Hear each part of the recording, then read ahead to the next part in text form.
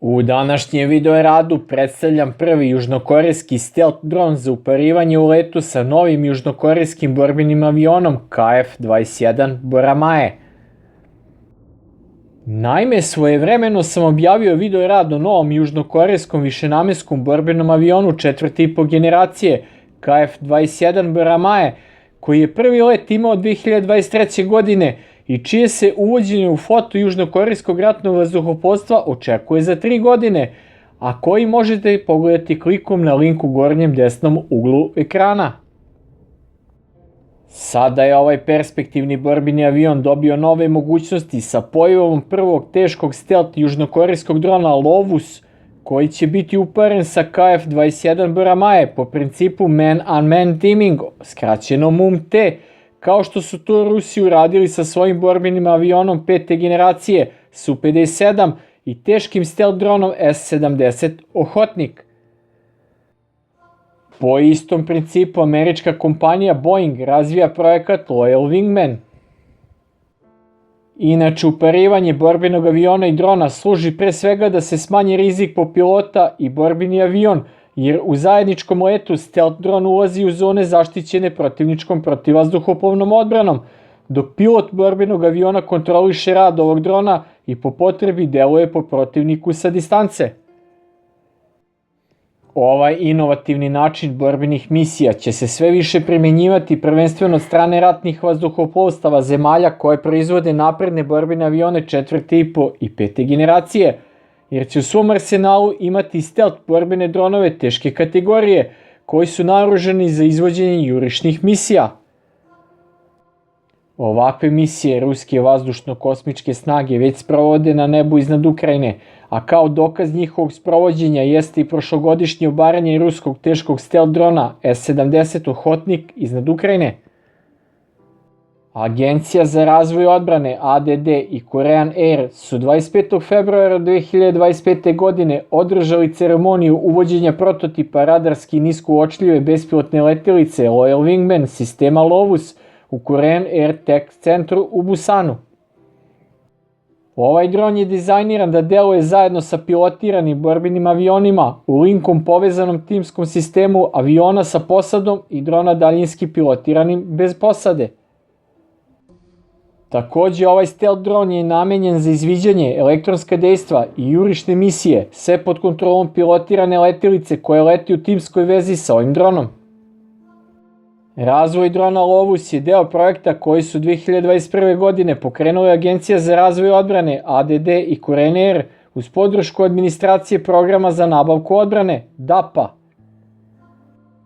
Njegov dizajn daje prioritet prikrivenosti u letu, minimizirajući detekciju radara kroz upotrebu materijala koji apsorbuju radarske zrake i optimizovanu strukturu letelice za smanjenje vidljivosti od strane radarskih, akustičkih i optičkih senzora.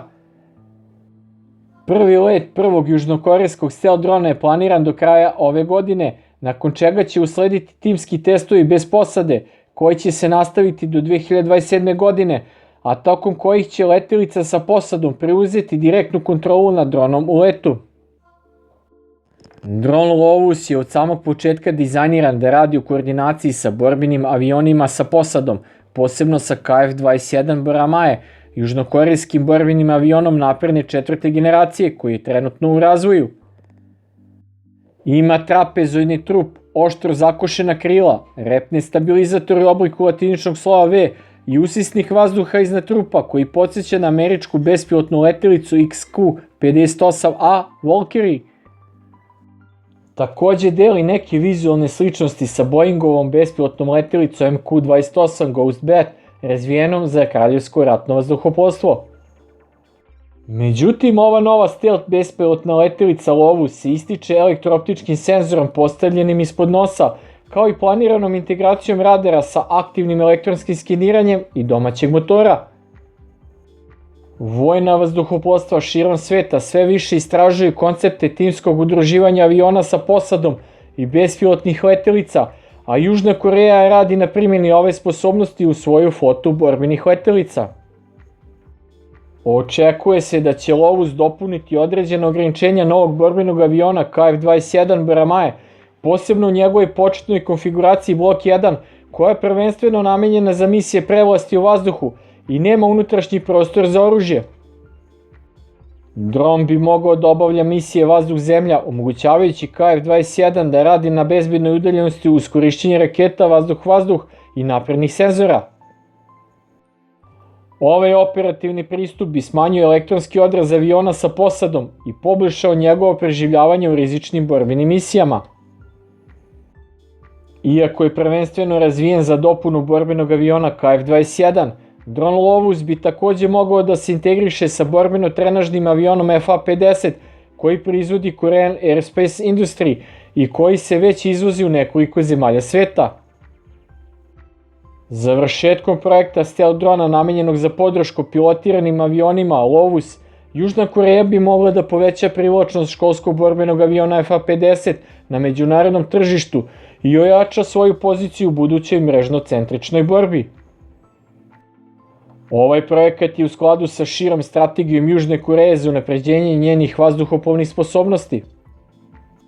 2021. godine slična inicijativa koju je predvodio koncern KAI imala je za cilj da integriše dronove sa vojnim helikopterima ove zemlje, uključujući helikoptere tipa Surion i Lah.